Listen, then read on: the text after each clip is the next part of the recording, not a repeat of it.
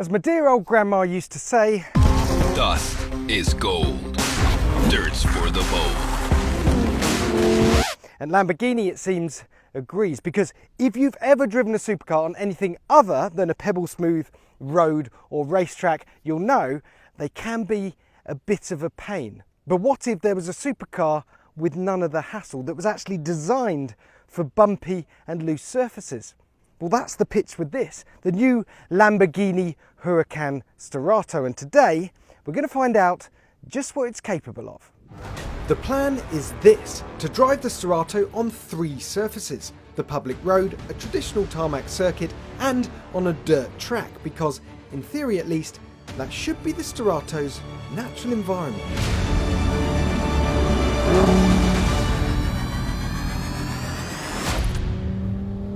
Okay, so we're here at the Chuckwalla racetrack, and Lamborghini have got something a little bit special for us today. They set up a rallycross course, so half tarmac, half dirt.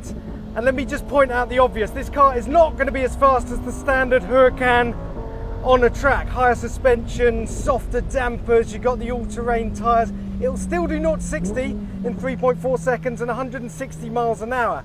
But you're not going to buy this car for driving it around, for wobbling it around at your local track day. You want to take it places where Lamborghinis have never been before.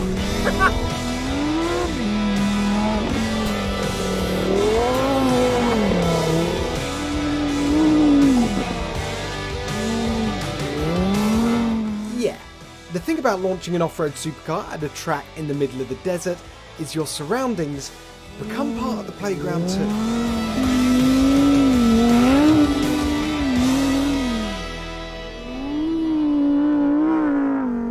Now, if I thought the track was fun, this is just on another level.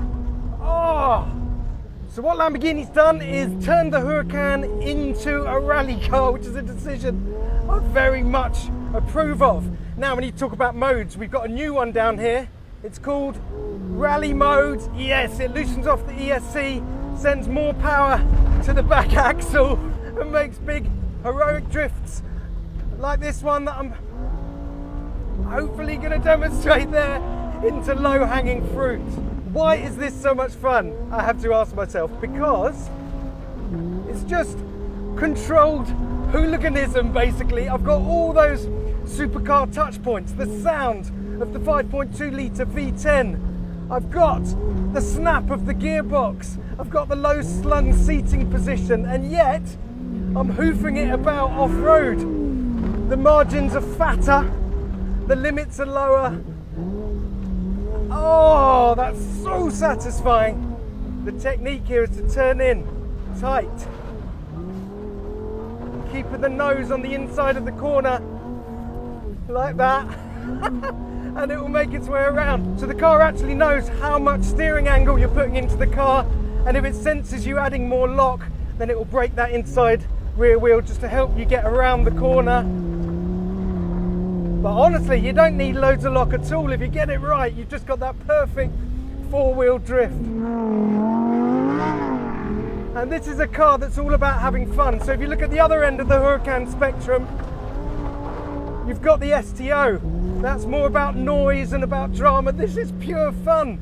And I tell you what, you could be Colin McRae or my mum and have fun in this.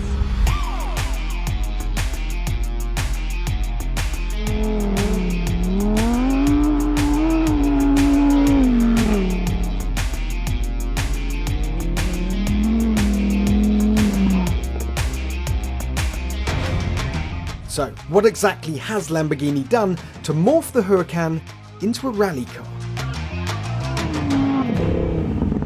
So, we have quite a lot going on. We have reprofiled front bumper, rear bumper, side skirts to improve the approach and departure angles, although to be fair, the front overhang is still fairly large, which is why you've got a front skid plate and underbody armour under there. You've also got these front mounted spotlights, because rally. They're rather crudely bolted on here, but don't tell anyone. I quite like them. Speaking of crudely bolted on, you've got these big wheel arch extensions here, which are really the kind of signature look of the car, but there's a reason for them. The track is wider, 30mm wider at the front, 34mm wider at the back, and of course the ride height is increased, a 44mm increase in ride height, and there's more wheel travel to go with it, so 25% more wheel travel at the front, 35% more wheel travel at the rear. And we haven't even got to the wheels yet. Yeah, so these are bespoke Bridgestone Jeweler tyres, all-terrain tyres, plenty of tread there for off-road work, 19-inch wheels, carbon ceramic brakes. What's interesting about these tyres is they're actually run flats. You don't have a spare tyre anywhere on the car, so if you get into trouble out there somewhere in the desert, you've got about 30-40 kilometres before you're in real trouble. Okay, moving down the side of the car, more specifically to the roof, because up here you'll see this roof scoop.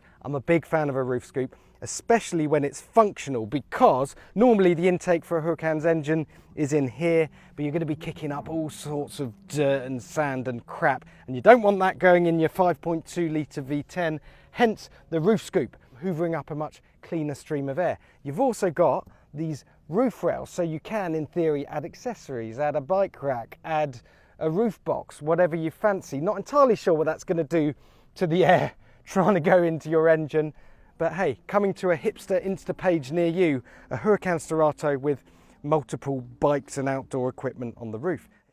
Coming around the back, a couple of things to show you. The first is a slightly more upswept rear to give you that slightly improved departure angle, and the second is this full slatted cover for the engine, which looks fantastic from here. From the inside, it means you've got pretty much zero rear visibility, but apart from that, it's pretty much familiar Huracan. Speaking of which, let's have a look inside.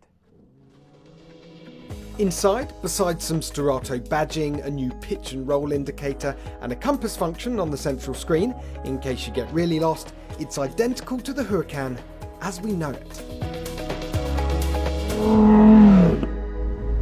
Back into sport mode for the track, and straight away you can feel that it likes to lean and move around a little bit more, and you can get the oversteer if you push it hard. It reminds me of the Aerial Nomad. I think you're going to be hearing this comparison quite a lot, because you'd think having softer suspension and more movement that it wouldn't belong on a track, but this thing does. And I tell you, that might be the big difference between this and the 911 Dakar actually, is the Dakar can smash around in the sand dunes. Lamborghini don't really want you hooning around in the sand dunes in this thing, but they have said it is designed to go on a racetrack. You can have fun, you can slide about.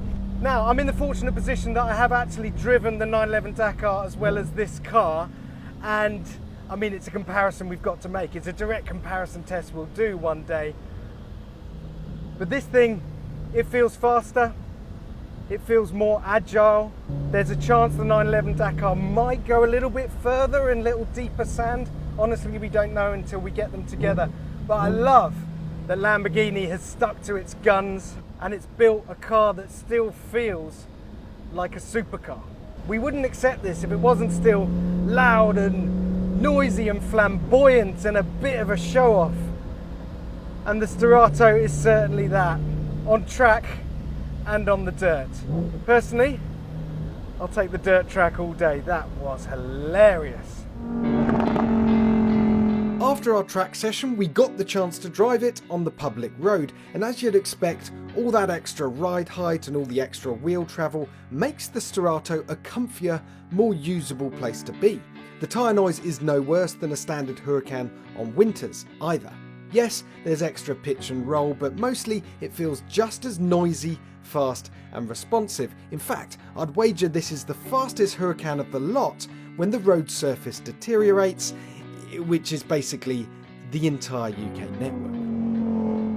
Let's start with the downsides, shall we, before I start getting too gushy. They're only going to build 1,499 of these cars, costing £232,820 each, which is about 30 grand more than a Huracan Technica, and it weighs around 90 kilograms more than a Technica as well. Oh, and they're all sold out. And now for the positives. Well, you probably live nearer a patch of dirt than you do a racetrack, and because this car's limits are lower and the speeds are slower, it's just more fun for mere mortals more of the time. Lamborghini talks about the fact that they can't just keep adding more power, more speed to create more fun. They have to find new avenues to enjoyment, and this car, that's exactly what it's all about. It is comfier on the road, it's hilarious on track, it's absolute magic on a loose surface. And if a supercar's job in this world is to not take itself too seriously and to make the driver and all the people around it smile, well, I reckon this car can make a strong case for itself to be the best supercar in the world.